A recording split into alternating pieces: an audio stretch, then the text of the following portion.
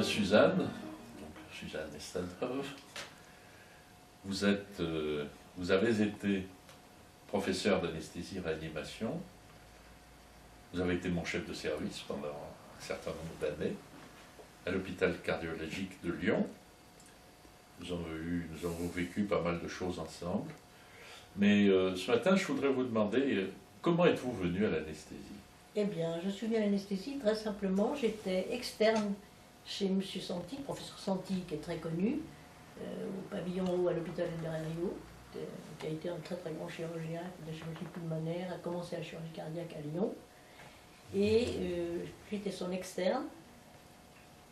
Et le matin, c'était la petite histoire, le matin, il venait se laver les mains pendant un grand moment parce qu'il ne supportait pas, avec un temps pour l'alcool, il ne supportait pas de se brosser les mains.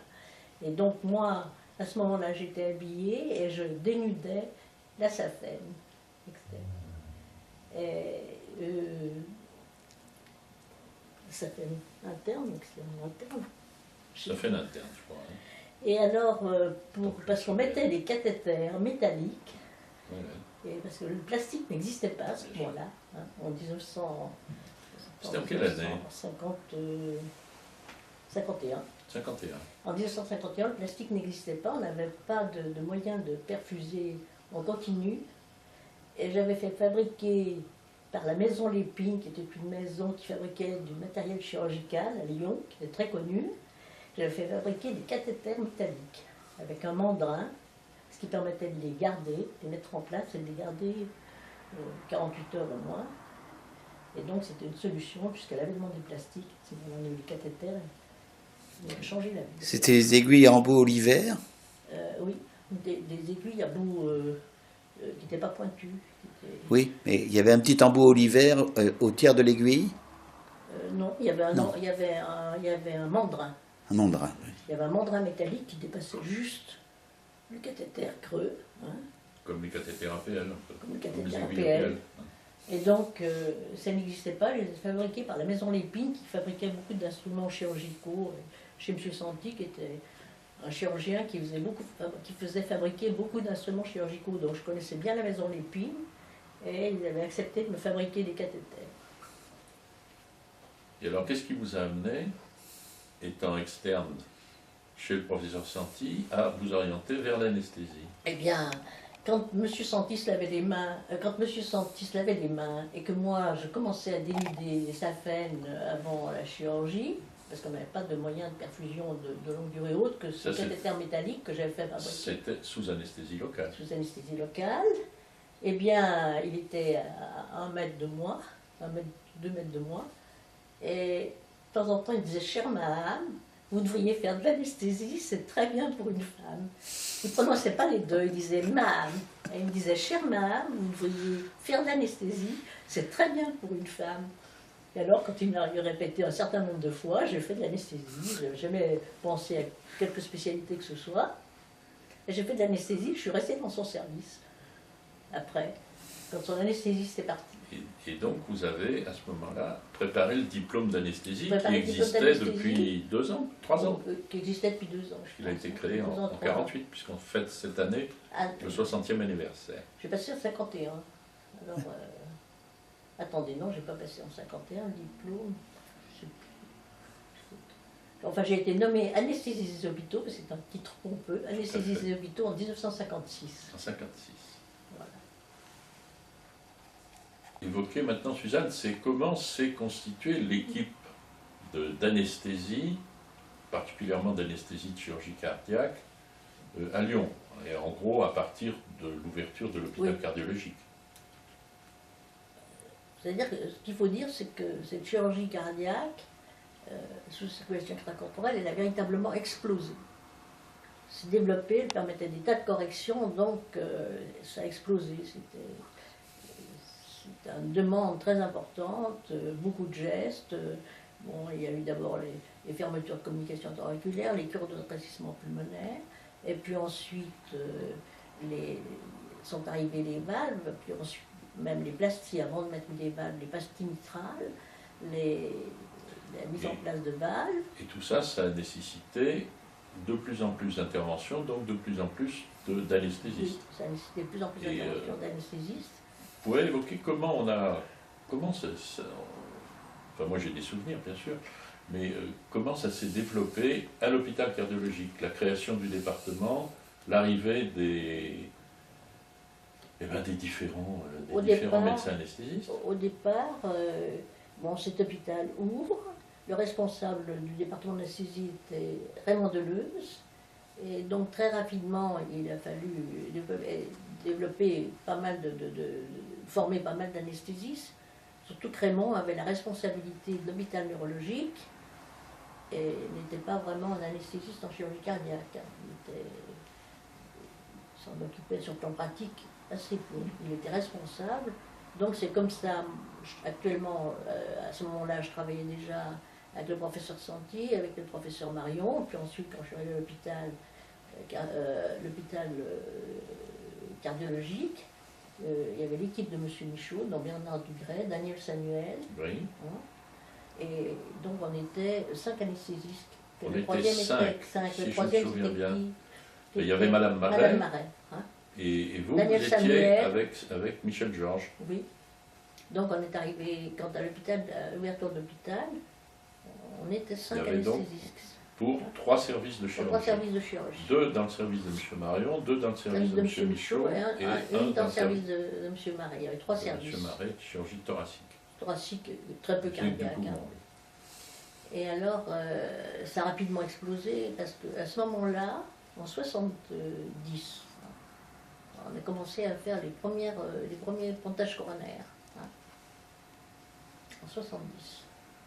Oui, c'est vrai. Et ensuite sont arrivés. Comment est-ce qu'on a recruté d'autres anesthésistes? Vous vous souvenez? Ce sont des internes qui sont passés dans le service et qui ensuite sont devenus. Les gens qui sont passés dans le service, qui internes ou ensuite externes, sont mais qui ensuite ont fait Oui. de l'anesthésie. on les a un peu poussés quand même. Oui, ça je vous ferais bien. Oui, on les a tous. On a essayé On a essayé de recruter, de recruter du monde, parmi les externes, et puis après les internes, plus tardivement les internes, et on les a formés à cette technique d'anesthésie. Au départ, l'anesthésie pour l'internat était assez une sous-discipline. Ah oui, nettement. On pensait que c'était pas qu'ils se dévalorisaient en faisant de l'anesthésie, et ça a mis quand même quelques années pour que les internes s'intéressent à l'anesthésie. Ça a mis combien? 5 ans, 4-5 ans. Au départ, tant que je me souvienne, il n'y avait pas un seul professeur d'anesthésie qui était ancien interne des hôpitaux. Oui. Je ne crois pas. C'est ce qui nous a permis d'ailleurs d'être professeur, il faut bien le dire. Faut bien reconnaître. Hein.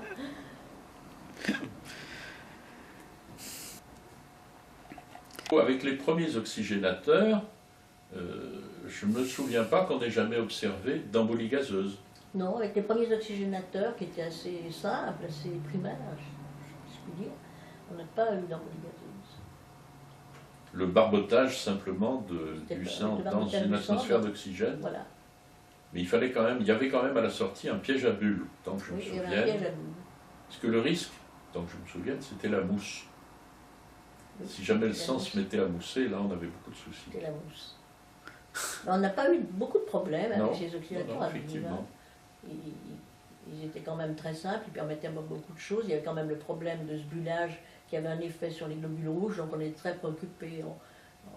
Au début, j'étais obsédée par la destruction des globules rouges et je faisais des dosages d'hémoglobine dans le sang.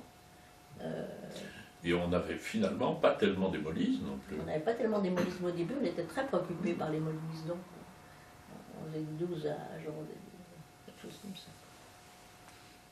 Ok.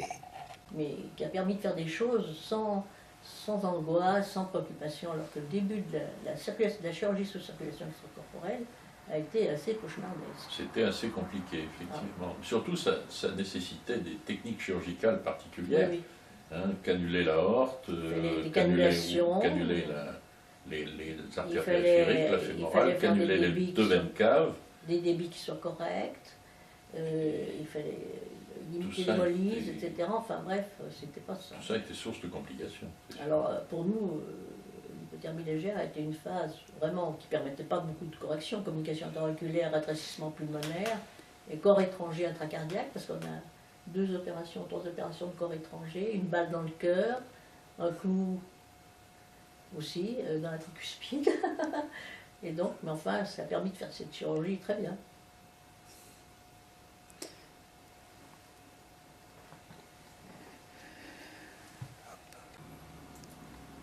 Et à la fin, Suzanne, quand vous avez quitté l'hôpital, quand vous avez pris votre retraite, C'était l'hôpital. combien étions-nous dans l'équipe, Combien étions-nous dans l'équipe? à l'hôpital cardiologique, dans le département Je crois que d'anesthésie? dans atteint 23. Je crois que c'est ça. 23. Vous durez 23. C'est-à-dire qu'on avait, on avait beaucoup de chirurgie cardiaque, puis pas mal de chirurgie pulmonaire, un peu de chirurgie d'hypertension portale, donc ça faisait quand même pas mal d'interventions chirurgicales. Et puis, on avait la responsabilité du service de soins intensifs. Et avec le nouvel hôpital, on avait fait construire, on avait fait des projets de service, on avait fait construire un service de 35 lits, qui a été ramené à 32 après. 32 lits de réanimation, De réanimation post-opératoire. post-opératoire. Non, 32 lits de réanimation à soins intensifs, parmi lesquels il y avait 6 lits lourds de réanimation en bas. Hein, C'est ça, oui. voilà. Sous votre responsabilité. Sous la responsabilité Sous la du département responsabilité du d'anesthésie-réanimation. département. Nous étions, Du service d'anesthésie-réanimation. nous étions responsables de ce service. Les Ouais. chirurgiens passaient voir leurs malades, mais c'est nous qui étions responsables. Ça se passait sans trop de difficultés. Hein. Non. Et souvenez-vous, en ce qui concerne la chirurgie cardiaque pédiatrique, il y avait eu un accord passé avec les cardiologues pédiatres Mhm. qui stipulait que restaient en réanimation chirurgicale tous les nourrissons opérés à cœur ouvert Oui. et les autres pour lesquels il y avait eu une intervention palliative, cela remontait Oui. au 5e étage dans la Parce que réanimation rapidement, on n'avait pédiatrique. pas assez de lits, donc on gardait quand même vraiment les circulations intracorporelles. Mais la chirurgie à cœur fermé pour les adultes, on les gardait 18 heures. C'est-à-dire qu'au début, à l'hôpital cardiologique, nous avions ce que nous appelions le recovery room, qui était une grande salle obscure dans laquelle il y avait 16 lits. Et ça n'est qu'ensuite, bien plus tard, qu'on a pu, sous votre impulsion, parce que c'est quand même à vous qu'on C'était une doit, bagarre qui a duré construit le 3 fameux ans. B16, qui a été donc un bâtiment particulier, totalement dédié à l'anesthésie-réanimation et à la réanimation Je post-opératoire. me suis battue 3-4 ans pour ce B16. Parce qu'alors, on n'avait pas la possibilité de garder les chirurgiens. Alors, la surveillance post-opératoire, la réanimation, ils disaient toujours je veux le remonter dans mon service, mais quand on les remontait dans le service, donc rapidement on a fait une OPA et on a obtenu d'avoir Mais 35 lits. oui. Il faut dire que c'était quand même une victoire de l'anesthésie, Ah oui. et parce que c'était même quelque chose d'assez particulier à Lyon, puisque Oui. dans les autres villes où se faisait de la chirurgie cardiaque, en général, la réanimation post-opératoire était Oui. sous la responsabilité des Moi, chirurgiens. je me rappelle que Rappelez-vous Fontan à Bordeaux, Fontan à Bordeaux qui était venu, il était horrifié. furieux. Il avait demandé à venir, je l'ai reçu, je l'ai baladé. Il nous a même envoyé sa cheptaine informée qu'on a gardé 1 mois. Mais alors il était absolument furieux. Hein. Je me rappelle, on avait déjeuné ensemble, il était absolument ulcéré que les chirurgiens nous aient laissé ça. Hein. Et comment il s'appelle le chirurgien parisien d'Amitié, là, Cabrol. Cabrol. Cabrol aussi. Cabrol, je suis très amie avec Cabrol maintenant parce qu'on s'est vu pas mal pour différentes raisons. Mais alors lui, il était hein. C'est vrai que ça a été une lutte importante, et je crois qu'on peut dire quand même que vous étiez, vous, à la pointe de Ah oui, ça j'étais à la pointe de ce lutte combat. pour la Parce que- reconnaissance. Je me suis beaucoup battue avec De les l'anesthésie. anesthésistes pour dire vous devez prendre les soins intensifs et vous devez vous en occuper. Dans la France entière, là j'ai essayé de faire école. Alors ça a pas mal marché. Il y en a qui étaient réticents bien parce marché. qu'ils avaient ça de moins sur le dos. Ils n'étaient pas quand même des bagarreurs, mais enfin ça a quand même plutôt bien marché. Hein.